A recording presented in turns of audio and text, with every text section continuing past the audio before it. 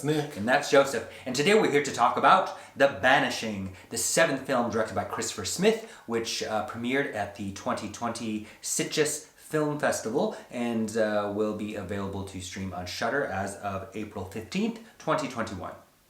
Do you know Christopher's other films? Yes. So enthusiastic. I'm kind of a fan of Christopher Smith. You should marry him. Go on, please. His other films. There was his 2004 debut was Creep, starring Franca Potente, kind of a creature feature. I think most people might know him for Severance in 2006, which was kind of a corporate slasher film, for lack of a better word.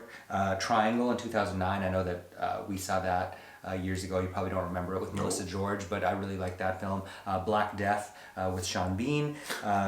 He did a film called Get Santa that I haven't seen, and also Detour with Ty Sheridan, who's kind of doing this Paul Newman Harper persona that doesn't really work. And Detour is probably the least favorite thing I've seen of his, but I like Christopher Smith because he came about at the same time there were all these UK horror films that were in the mid-2000s that were proliferating. Like there was Paul Andrew Williams had The Cottage, which I know you saw, and London to Brighton, which I'm pretty sure you saw, and that horror film The Children from Tom Shankland. I know we had a movie night for that back years and years ago. So Christopher Smith to me kind of came to the fore in that period, and it consistently is interesting in his presentation of genre.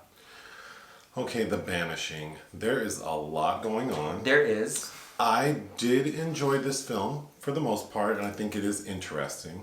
Yeah. Okay, the basic story. It's set in 1930s UK. Mm-hmm. The film opens with a man donning like religious garb, like he could be a priest, having a vision of like extreme violence and murder. Mm-hmm. And then all of a sudden, like, he has hung himself, like killed himself in a bedroom, and we see like the bed is covered with blood. And then a bishop walks in and kind of says like, clean this mess up. Then we fast forward 3 years and we're introduced to a man named Linus, mm-hmm. who's played by John Heffernan. So Linus is a vicar, which I learned is like the assistant to a priest. Or assistant to a priest, or even to a rector. Okay. Like, which I think is important because he's not really prominent in the hierarchy. Yes. Okay. The story revolves around a religious cult called the Manassian Order, and they are like sadistic, satanic. Because they used to own the property that this home is. Well, I haven't described the home yet. Sorry. But so there's this like religious cult, and their tagline is, I just forgot, something about torture. Torture would bring them closer to God. Yes, torture brings you closer to God. So these are some extreme people. Like martyrs. Yes. Yeah, I kind of got that vibe actually in the beginning. But anyway, so there's this religious order, and the bishop that controls the area that we see Linus in, who's played by John Lynch. He's involved with the cult, and Linus is kind of just like an unfortunate sort of accessory to it. So he doesn't really know what's going on. So we see Linus in the beginning having a vision and being disturbed by it, but he's trying to just like, I guess, pray it away and whatever. We also see that he is married and his wife has not been with him for some time, but he has invited her down and she has a child. The wife is named Marianne, and she's played by Jessica Brown Findlay. And Marianne has a daughter, so it's not Linus's daughter. She was already with this child when they married, and the child's name is Addie, and Addie's played by Anya McKenna-Bruce. Okay, so it's very obvious Linus and Marianne's relationship is strained in some way because she seems very grateful to him, but she's like this stunning woman and he's this like dopey guy. So it's already like there's something going on. Like, why is she so grateful to be with this man? And he's not very affectionate towards her. Very kind of like Postman Always Rings Twice. Like, what? Yeah, why is this stunning woman indebted to him? But we find out that the Addie, the daughter, is not his, and that he basically took her in with this illegitimate child. And obviously in the 1930s, like a woman without a husband and an illegitimate child was looked down upon. And also, their marriage has never been consummated. Right. So she's excited to see this man, and the first night she makes some moves on him, and he rebuffs her. So obviously she's mad. And I think she says something like, "It's God's will we should be man and wife." Okay. Linus is seeing weird things, but he's pretending that that's not it. Marianne starts seeing weird things. There is another character named Henry, who I think was my favorite character, played by... Harry Price. Oh, sorry, Harry. Played by Sean Harris. Okay. Or is it Harry Reid? Oh, it's actually Harry Reid. Yeah. Harry is familiar with the house that Linus and his wife live in. And this house has a history. Mm-hmm. That was the house that we saw in the beginning of the film 3 years prior, where this like religious man killed himself. It's also like there's a story about a family named the Halls. Mm-hmm.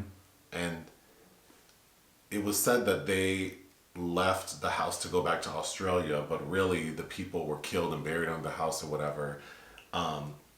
And Harry knows that. So he visits Linus at his church and basically gives all the exposition about the house and what happened there to Linus and the audience. Linus rejects it, like kicks him out. The bishop visits Linus to tell him, like, I heard you were visited by this guy. You need to like avoid him. He's full of lies. Okay. Marianne is having visions. She's stressed out. They also have Linus in this big, beautiful house has a maid named Betsy who's deaf. Mm-hmm. Betsy approaches Marianne at a point and says, like, are you seeing things? Like, if you are, you need to go... She doesn't say it, but... Well, you know. Betsy can speak. Yeah. But yeah. So she does a combination of sign language and she also has a pendant that makes an appearance that bothers Linus. Yeah. Okay. So the maid tells Marianne, go see this person. So when Marianne gets there, she sees that it's Harry. Mm-hmm. And Harry has been beaten up because the bishop came and saw Harry as well after Harry had visited Linus, saying like, stay away from my guy, mm-hmm. or I'm going to make sure they lock you in the deepest part of the jail. So he goes and gets his thugs to beat him up. So whatever. So Harry's been beaten up, mm-hmm. but he tells Marianne, like, this is what's going on. There's an evil spirit in the house, and it's basically this woman who was used for like these religious torture cult activities, and she was pregnant. Mm-hmm. And they threw her ass in the dungeon in the basement, and she had to have her baby like in the dark. So mm-hmm. obviously they both died down there. What? And there's the spirit of this dead baby. Well, it's the mom whose spirit is in unrest, and she's mourning the loss of her baby. So that's partly why she's like haunting the little girl Addie. And at a point, Addie goes missing. Yes, and there's also a mechanism going on where the mirror, like a mirror, like okay. It's very through the looking glass, sure. But we see it does it comes to a full circle because we're seeing images of Marianne watching herself. Yeah. Like, but it's basically her from the other side of the mirror that. I was going to get to that. I was trying to finish the story. So, it's this dead woman and her dead baby, and this woman's mourning her daughter, so she's haunting this house. But there's another layer because the cult basically arranged for Marianne to marry Linus, mm-hmm. because they wanted to use her for their ritual as well. It's not really explained why they need that setup, but that's what they're doing. So, and we find out she did that because, or we find out that's the case because Marianne went to like a church to like give confession, but basically she was asking for help. And the priest was also in cahoots with this whole cult thing. So they sent her to a doctor. The doctor said, oh, your baby's dead, so don't worry about it. But she knew her baby wasn't dead. So they like declared her insane, put her in a mental hospital. She had the baby was taken away. But then they gave the baby back to her. Per the bishop. But really the bishop's plan was he wanted access to her and that kid. So he pushed her towards Linus. They got married. And now the bishop has encouraged Linus to bring his wife here because they're going to use her for satanic nonsense, whatever. Okay. What? Go ahead. So the only way that they can break this bind is they find out because Harry says like, okay, I need your help and your husband's help, so we got to convince him. And they convince him by basically like tying him up and telling him like, you gonna do this. But they basically need to find, we see the dead lady, like the spirit of her, and they basically tell her, we will bury, like give your daughter's like bones like a proper burial. And if we do that, will you leave us the hell alone? Yes. So they do bury her and it's fine. But the next level of the story that makes it like, you know, so textured is that we see that the bishop and this cult is affiliated with the Nazis. Mm-hmm. Which is alluded to in the bishop's face-off with Sean Harris. Yeah. Because he talks about his German friends. Yes. And we're seated. There's conversations because Marianne is very anti-fascism. There are newsreels about Hitler has just. Well, we see Marianne and Addie at a movie theater watching like information on the Nazis. Right, and it's right when Hitler had violated the Treaty of Versailles by invading Poland, and so yes, that all goes hand in hand. But he's bringing the bones to Stuttgart. That's the last scene, and he tells some Nazi official that the girl found the bones. Okay, I'm just gonna go down my list. The opening with that like religious man who kills himself, I thought he looked like the drag queen Milk. Also, Linus, the vicar, he has a Bible that's all tattered. Is that his Bible? Whose No, Bible's that's the Bible that was left behind because in the beginning that's right. the Bible. That's a huge tome that is being. Then there's a big burn mark in it because I remember he's reading like Thessalonians or something. Yes, that's right. And I thought it was funny because this Bible, it has like holes in it, it's burned, and there are all these like really awful pictures drawn, like devil, pornographic. like but something that like a fifth grader would draw in like the bathroom stall or something. I thought that was funny. Okay, the character Harry Reid, when he came on screen the first time, it's in the beginning, like because the 3 years that passes before we see Linus in the house. Before that, we get a quick clip of Harry with some woman dancing. When I first saw him, I was like, this queen with the orange hair is dressed like the Mexican flag because he's wearing like an ugly green button-up shirt with suspenders and like a red and white tie, and then his wig is like this strawberry. It's like this faded copper color, but it's fabulous. Which matches the red-ish jacket that he's wearing too. I was very much into this character. That is Sean Harris, and he's very campy in this, and I really liked him a lot. Yes. And he usually plays like terrible people. If you haven't seen it, but there's Sean Durkin did this television series called Southcliffe in 2013. Okay. Excellent. The movie 71 or The Goob. He's usually this very abusive personality. His hair was also very distracting though, but reminded me in a way of like the Marius Goring character from The Red Shoes. Oh, I actually know that reference. Yeah, like that. It's strangely textured and flaming red, but dying out in some part. I don't know. Something we didn't. So I think that again. Well, we'll get into what I liked, but something I didn't mention in the plot synopsis is there are these creepy ass dolls. Yeah. That when Marianne and Addie first get to the house with her husband. We see these like really creepy. They're there's burnt. A blind doll that the girl becomes attached to, and then there's these like this. They look like monks. Yeah, I think they're supposed to be the monks that actually, of the Monastian order that also show up. Yes. In various sequences. So I thought that was effective. Mm-hmm. Okay, the scene. So Marianne has a lot of really great lines. She does. So does Harry. But Marianne, when you already said one, when Linus rebuffs her for some sex, but I thought it was very interesting because at first I'm like, oh, doesn't she know that she's marrying like she married a priest or whatever religious person, like that he's not going to be like a super freak. But the way it plays out is not that corny. Like it makes sense to me. Yeah. Why he's so uptight. She had because he tries to basically tell her not to speak to Harry Reid again, and she rebuffs him, and he says something like, "You're not just living this bohemian lifestyle as an artist anymore, getting knocked up," and she says something. She's like, "I'm your husband," and she's like, "The deed is more than a word." Yeah. There's some. Yeah. I think the script is good. Whoever wrote it. Yeah, it's pretty good. Smith and a couple other screenwriters. So early on, when Marianne, and Adelaide get to the house, they're playing hide and seek. Mm-hmm. A version of it, yeah. A version of it. So like it's literally like the mom looks and then she goes gotcha and then looks and then gotcha and then looks a third time and then she's not there. Like in a matter of like a second. Mm-hmm. And so that girl in like 1 second vanished, right? Marianne tears that house up. She is up, down, in the basement, everywhere, and I thought that was so funny. Like, yeah, like because instantly she's like, "Let me grab the flashlight and look everywhere." Yeah, did you hear any of these huge, heavy doors open? Yes, because she's opening these big doors, and it's like, girl. I mean, obviously, this little girl must have vanished into thin air, but it's like the way she reacts to it, I thought was very funny. Okay, the mirror.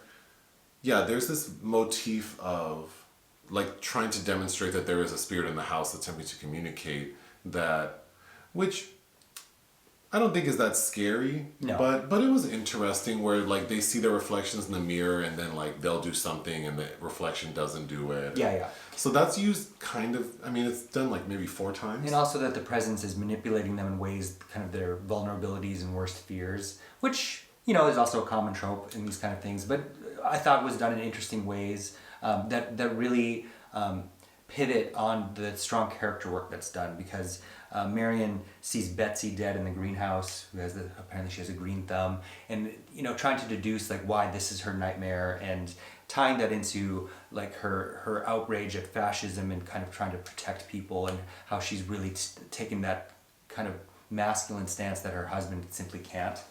Yeah, I think this. So when I think about when we started it, I felt like, oh, this is gonna be like a lot of other horror films out of like the UK that have a mood, like The Power. The Power, very recently, yeah. Or The Reunion. With Julia Ormond. Mm-hmm. And then those were good, I think.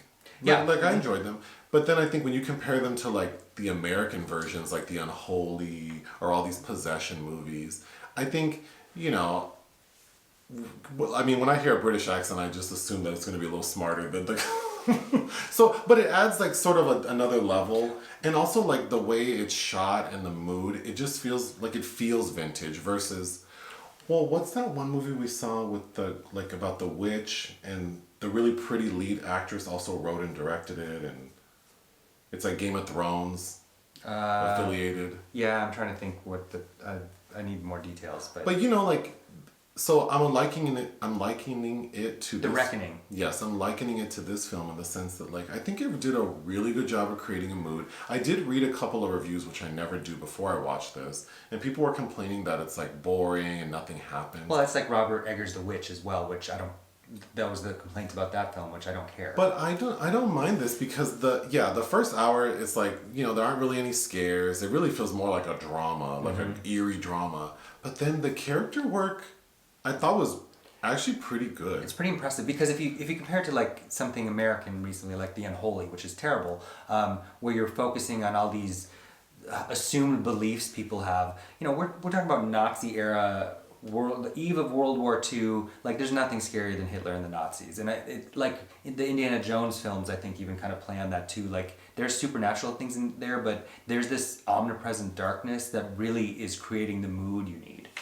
Yes, yeah, because I think oftentimes these films rely heavily on people's sort of beliefs and that like possessions could be real and spirits are real. So this.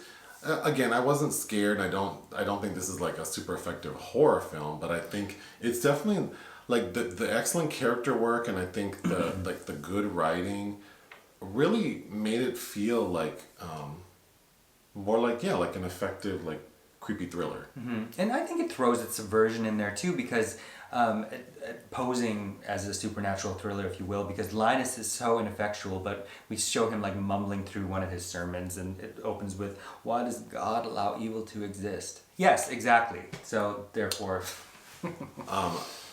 again, the maid Betsy. Betsy's very effective. She's very effective. That actor, like just her, like the way she does her physical acting and like her pointing. I think her name was Jean St. Clair. Yeah, I really enjoyed that. I really liked Jessica Brown Findlay, who's maybe best known for, she's in a new TV series version of Aldous Huxley's Brave New World, which is exciting, and a notable series called Harlots. I really liked her because Yeah. usually, like, you know, these standard, like, 30-ish, beautiful female actors all seem the same to me. And for some reason, like, yeah, she just had a warmth to her. She did, but she had a presence that reminded me of, like, of a lot of other people that I like Lena Headey or Ruth Wilson or the Kirk sisters. But she has that kind of quality and presence that's very likable. I only have 2 more notes. There could be a game Oh God! for every time we hear Marianne say her daughter's name, Addie. Well, we keep asking to look for that little bitch, so you know. It was a lot. Addie. It was a lot. And then finally, when Harry tells Marianne, like, this is what we need to do to stop this, but we need to convince your husband, and they go get him and tie him up and basically, like, or sit him down in a chair, like, you're gonna do what we need you to do. Harry slaps the dog shit out of Linus, and I thought that was so funny. I really like that character. Yeah, he's a really good character. He's very. I don't know if you said it while we were recording this, but you kind of compared him to like a Bowie character.